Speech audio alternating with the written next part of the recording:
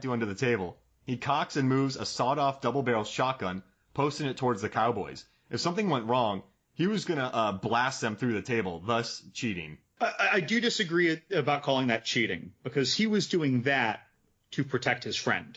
Yeah. I guess it's not... But but the point is well received. He's not taking it out to shoot them. He's just going to shoot them from under the table. He's not standing up, pulling up a gun, saying, "Okay, guys," like, or threatening a gun, or he's going about a different way. But it's like people behave differently when they are defending loved ones than they necessarily would in a scuffle. People find confidence, or people will get more desperate or resourceful to protect others sometimes. But it goes the same way, but then you can flip that script, and some people will only go tooth and nail to protect themselves. But again, the point is well received. I'm quibbling on a little bit here, and yeah, it's like he knows, he's fearful. This guy has a reputation. This guy practices and puts on little gun flare shows. Wyatt's probably just, when that was all happening, Wyatt's probably just watching like, can't do that, can't do that, can't do that. That's faster than me. That's faster than me. That's faster than me. I mean, it's like he saw all this stuff happen. And I wonder if Doc saw that and just started playing with the metal cup, because he's like, well, I obviously can't match that, so I'm just going to make fun of him. I don't necessarily think that he couldn't match that, especially when we see how he dispatches Ringo in the end. Yeah. He shoots him, and before he can even see the blood trickle down, he has already reholstered that thing calmly. He didn't only shoot, he knew where it was going. Yeah, right through the head. Like, I think, but however, I think that he was also tanked at the time that Ringo was showing off. And he might have known, like, that I'm hammered too. And he's a good psychological bully when he wants to be. And he played the right card to verbally put, or well, not verbally necessarily, but to put Ringo in his place and control that room. So what do you think about Doug's answer here? Because remember in the beginning, he just wanted to gamble. He didn't want to get involved. So he might have, he just wanted to make money, and he didn't care that he was making money off of people losing money. He didn't have the strongest moral fortitude. I think if he saw he could have cheated, he would have done it. Sure, I think he would have had to cheat before Ringo even saw him, though. I think that's what it would have had to take. Like, he's going out there to meet him, and, like, let's just say that was Wyatt Earp walking up and not Doc Holliday from a distance when the hat was down. Like, if that was Wyatt Earp, he probably would have already been palming his gun. Yeah.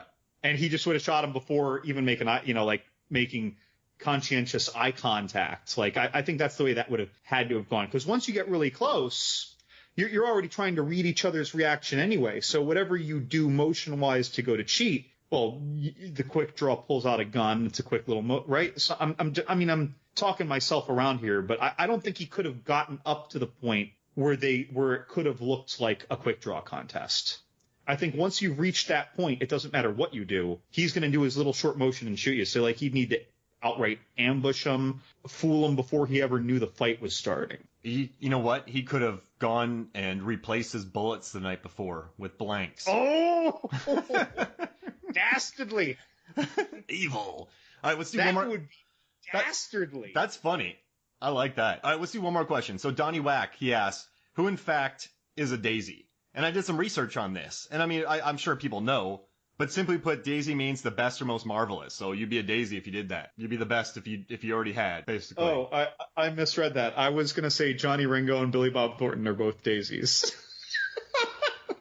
Like, no, they're like, oh, yeah, well, I guess they are, because he does call them both. But yeah, he's saying, like, you'd be the best if you just leave. So daisy, like, yeah, according to eyewitnesses of the gunfight that actually happened, Doc said that, blaze away, you're a daisy if you have. So you're great if you have. So that's what a daisy is. That makes sense. No, I misread that, because when he threatens Doc Holliday, he says you're a daisy if you do, right? Yep. And then after he shoots Johnny Ringo and Johnny Ringo is dying, he's like, come on. Oh, you ain't no daisy. You ain't no daisy at all. Yep. You're not the best. Like I totally flipped the meaning there for 20 years. I never really thought about it so critically.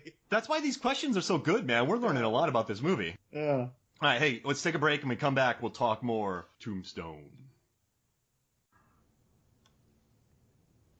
Welcome back to movies, films, and flicks. Welcome back, Tank. How's it going, Swede? Yeah, let's go ride with Wyatt Earp. and shoot some cowboys. Yeah.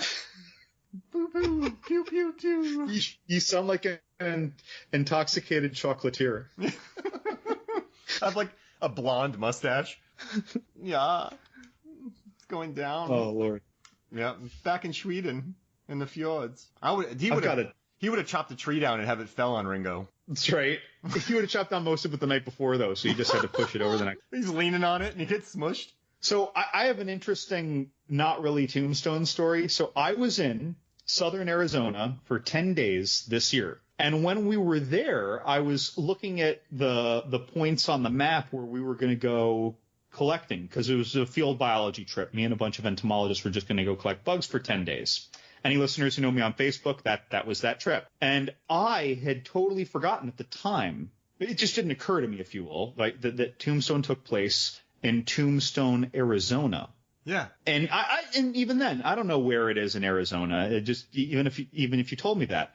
So we're looking at maps, and I'm looking at this mountain range, at this road we're going into this campsite on, and I see, when I zoom way in on Google Maps, Johnny Ringo's grave is a historical marker that shows up when you zoom in just outside of Tombstone. It's like a couple miles east of Tombstone towards the Mule Mountains, I think it was. But either way, it's like I really wanted to go there, but it's like I'm with two guys who, like Tombstone's a cool movie and Kurt Russell's great and all, but they're like, we're not gonna go detour, drive all the way around this mountain range to the other side and give up a couple hours of one of our good field days just for this. Michael Bean's not in there. It's like sometimes, but I intend to go back, not just for the gravesite of Johnny Ringo, because they buried him there. They buried him where he lost that fight, apparently, because it's outside of Tombstone. And so on a future trip, when I go there, I've got to go there so that I can walk across your grave, Johnny Ringo. Do you think it's all roped off so that people can't walk across his grave? Yeah, there's gonna be footprints there, though. You're gonna. Because it would be really It's probably really disrespectful if there was all that foot treading over it and the grass is all dead because people keep walking across his grave. I guarantee at least 7,000 people have done that. At least. Yeah. All right. But I gotta get there. I was so close. I was within 40 miles of it at some point. So before we get to this next listener question, I was going to say we had a lot of jealous MFF contributors that we tackled this movie. I'm like, nope, it's John's. So people were like, we got to listen to Tombstone, and I'm like, nope, we got it, all set. Tom Tresimer, the guy who he's done the Hackers Pod, Good Day to Die Hard. His question was, when is it? When is it? Yeah. Oh, I honestly thought he meant. I wrote down an answer, 1879. Oh, that's really what I thought he meant. Oh yeah. That's funny. I was like, yeah, get out of here. We're doing, I forget what movie we're covering next. We got to talk about that. All right, so. The Thing. It was my special request. Oh, yeah. No, with Tom, we have another movie coming up. But yeah, we're doing Thing in episode 250, yeah? Oh, yeah. And then we have another one here, Adam Hodgins, who's joined us many times. Icebreaker, Cliffhanger, Sharks in Sweden, Peter Rabbit, Venom. Adam Hodgins asks, is there a cooler cowboy movie ever? John? So I'm going to say, I'm not saying yes, but I'm saying that 3:10 to Yuma is so very close. I'm not calling it cooler, but give me another 10 or 15 years to have seen it more and more times. It might be almost as cool. It doesn't have the one-liners, but that's a heavy, visceral Western. Yeah, good picture. Good remake. I'm going to go with The Good, the Bad, and the Ugly. Just Sergio Leone. It's cool. You watch the shots. You watch everything take time. And the camera work and the dialogue, the cheeky dialogue, the funny moments, the epic scale of it. I just think I have to say Good, the Bad, and the Weird. I have to. Like that. That's... Oh, and the Weird. Oh, and the Ugly. I'm sorry. You know what's funny? Okay. In my head, I was like, I can't get this wrong. But yeah, The Good, the Bad, and the Ugly. I love The Good, the Bad, and the Weird. But yeah, The Good, the Bad, and the Ugly to me is the coolest ever. Tombstone's a close second. But then I was thinking like a Bad Day at Black Rock. There's a bunch of great westerns, but I guess this one's just so loaded with so many lines. Like it's a cool movie.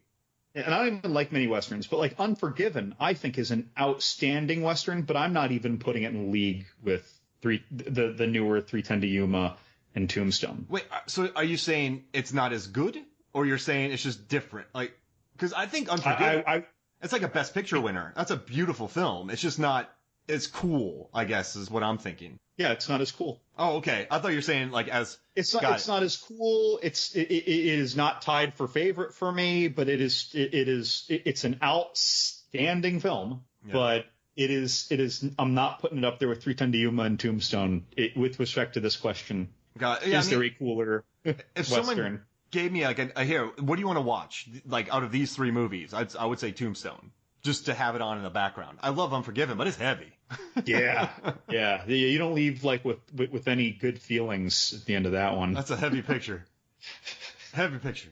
All right. So the next one is, he already asked who would you cast. We figured that out. And then he put, what is your favorite Doc Holliday line? What's your favorite Doc Holliday line in this movie? Why, Johnny Ringo, you look like someone just walked over your grave. That's so good. And mine is evidently Mr. Ringo is an educated man. Now I really hate him. Latin, dear.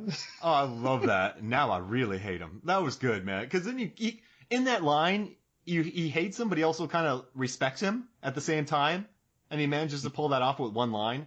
So that's definitely that. And then he put, is this Billy Bob Thornton's best role? Okay, is it the best Billy Bob Thornton movie?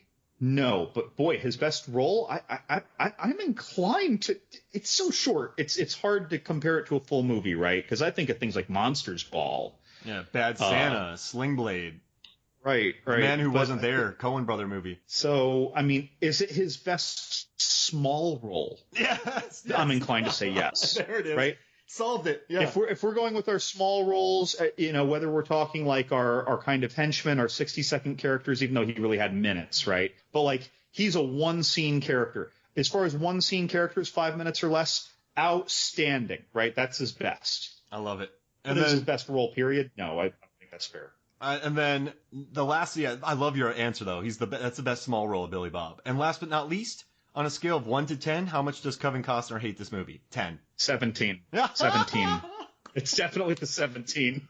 Oh, you know what I think? Okay, so Wyatt Earp came out 6 months after this movie, and this movie cost half as much as Wyatt Earp and made double what Wyatt Earp made. So it was 17 in 94, right? But then Costner went and made Open Range, which I think is very good.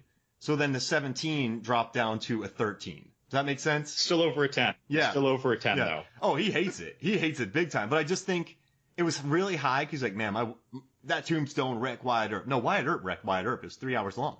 But then Open Range came out and had that beautiful gunfight at the end with him and Robert Duvall. So cool. And then it dropped. Then it went down to like 13. But whenever he sees a poster of Tombstone now, he's mad. He's not happy about it. I'll bet that if I ever see a headline that starts with actor Kevin Costner arrested, I don't need to read the rest because I know it's because he was like publicly urinating on a poster for Tombstone or something. He's ripping down posters and like he's actually defiling the actual grave of Johnny Ringo in Arizona. He's in an Amazon warehouse. Just like stealing Tombstone Blu-rays. He's just grabbing DVDs and snapping them. And then there's a camera of him for 5 hours long, just taking each one, putting it back, putting it back. Take that, Russell. And tonight's news, 7,000 Tombstone DVDs were destroyed. Kevin Costner says, I'd do it again. That's funny, John. He's dancing on Johnny Ringo. He's going to Amazon warehouses. That makes me happy. I want that movie. All right. We have 2 left. No, 3 left, but they're quick. Now, 2.5. So Michael Castrovinci put, whose head is going to get turned into a canoe? Which is a great line. Do you remember that scene? Yeah, Ike. So he looks great. Yeah, that was... I mean, that's a vision right there. That's a good line. I'm going to turn your face into a canoe. He had a large handgun right at Ike's head, and that was the moment, too, because Ike, Stephen Lang's character, is such a shit talker. Like I said, he's the ultimate scoundrel. He's like in his head, he's Han Solo, and this is his movie, right? Yeah. Like he's the ultimate scoundrel. He runs every time he can if he thinks it'll keep him alive, and then he will okay, Carell. He surrenders. Kurt Russell's like, well, then get out of here, and then he just runs in the house and starts shooting at him again. I mean, he was truly scared for his life. I don't think that was a plan. I think he was scared for his life. He was begging for his life. Then he finally took cover. He's like, oh well, shit. I'm just, then he starts shooting again. Ultimate ultimate scoundrel and turning his head into a canoe. What a great line. Everyone says he's Thomas Hayden